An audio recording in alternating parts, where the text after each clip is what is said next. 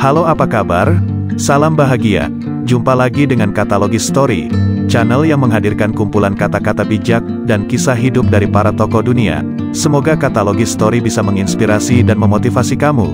Bila berkenan silahkan untuk like, share, dan komen. Jangan lupa untuk subscribe untuk berlangganan Katalogis Story, 100% gratis.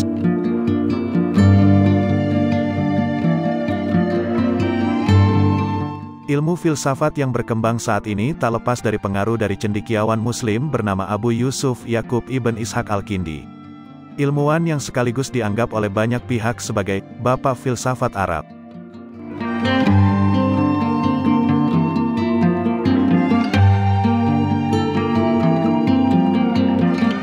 Untuk lebih mengetahui dan mengenal sosok Al-Kindi, simak kisah inspiratif berikut. Simak baik-baik.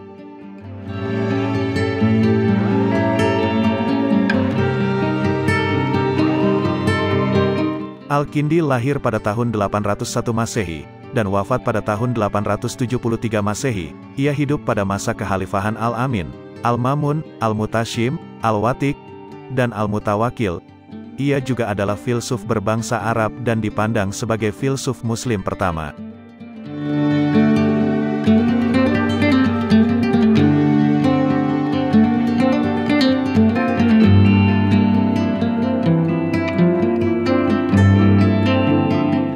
Secara etnis, Al-Kindi lahir dari keluarga berdarah Arab yang berasal dari suku Kindah, salah satu suku besar daerah Jazirah Arab Selatan. Salah satu kelebihan Al-Kindi adalah menghadirkan filsafat Yunani kepada kaum muslimin, setelah terlebih dahulu mengislamkan pikiran-pikiran asing tersebut.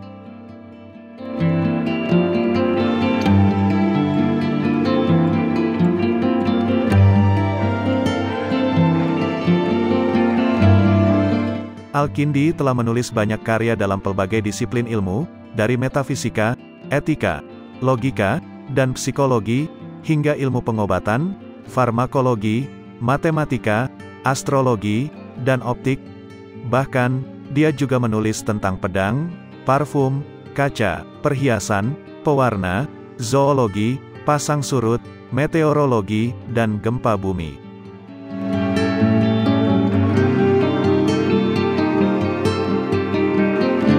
Ia sangat menghargai matematika. Hal ini disebabkan karena matematika bagi Al-Kindi adalah mukadimah, bagi siapa saja yang ingin mempelajari filsafat. Mukadimah ini begitu penting sehingga tidak mungkin bagi seseorang untuk mencapai keahlian dalam filsafat tanpa terlebih dulu menguasai matematika. Matematika di sini meliputi ilmu tentang bilangan, harmoni, geometri, dan astronomi.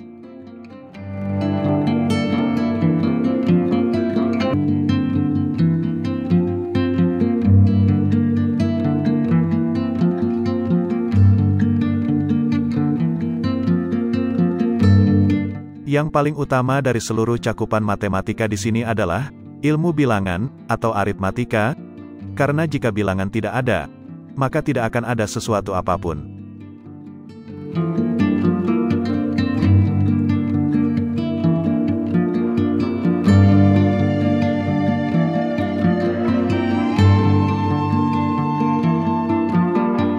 Al-Kindi memainkan peran penting dalam memperkenalkan angka India ke dunia Islam.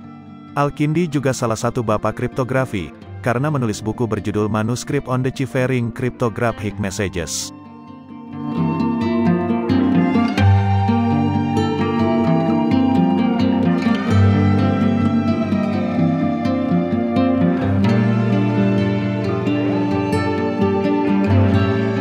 Buku itu melahirkan kriptanalisis, penggunaan inferensi statistik yang paling awal diketahui, dan memperkenalkan beberapa metode baru untuk memecahkan sandi, terutama analisis frekuensi.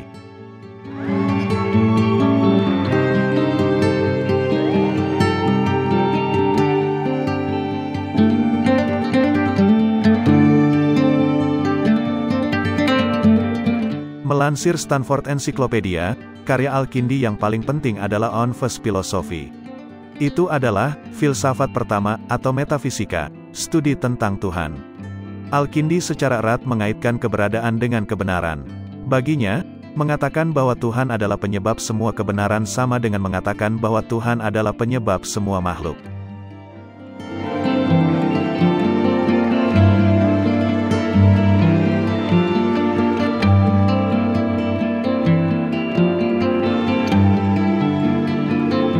Kemudian, Al-Kindi diketahui menerapkan matematika dalam penggunaan geometri dalam optik.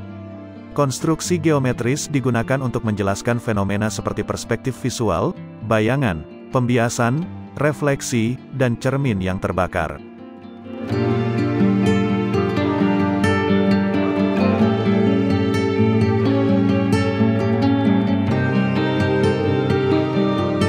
Dalam bidang astronomi, Al-Kindi juga menulis karya berjudul On Rise, yang melihat astrologi sebagai ilmu rasional.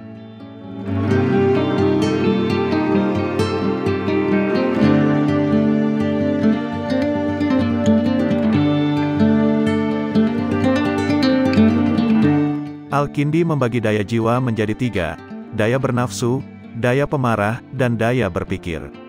Sebagaimana Plato, ia membandingkan ketiga kekuatan jiwa ini dengan mengibaratkan daya berpikir sebagai sais kereta, dan 2 kekuatan lainnya, yaitu pemarah dan nafsu, sebagai 2 ekor kuda yang menarik kereta tersebut.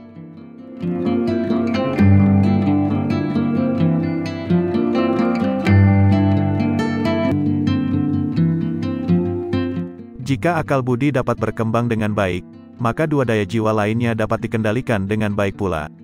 Orang yang hidupnya dikendalikan oleh dorongan-dorongan nafsu birahi dan amarah diibaratkan Al-Kindi seperti anjing dan babi, sedang bagi mereka yang menjadikan akal budi sebagai tuannya, mereka diibaratkan sebagai raja.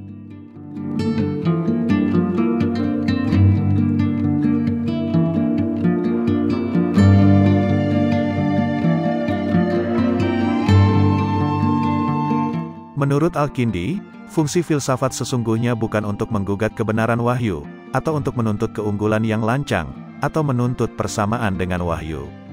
Filsafat haruslah sama sekali tidak mengajukan tuntutan sebagai jalan tertinggi menuju kebenaran, dan mau merendahkan dirinya sebagai penunjang bagi wahyu.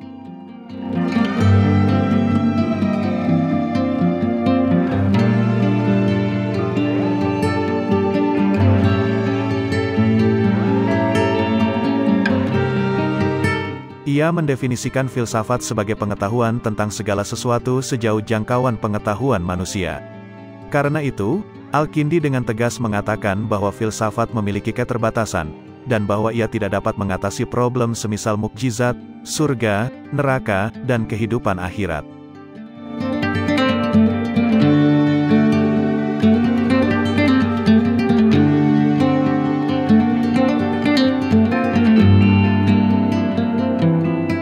Dalam semangat ini pula, Al-Kindi mempertahankan penciptaan dunia ex nihilo, kebangkitan jasmani, mukjizat, keabsahan wahyu, dan kelahiran dan kehancuran dunia oleh Tuhan.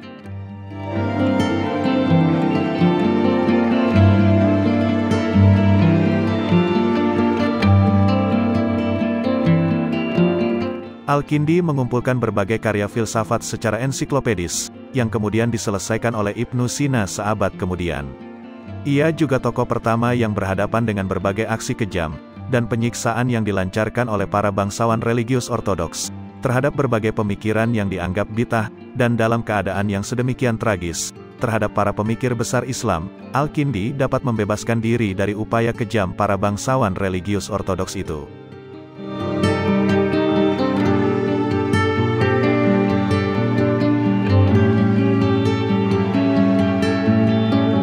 Demikianlah kisah Al-Kindi, seorang ilmuwan muslim yang dianggap sebagai bapak filsafat Arab, semoga menginspirasi.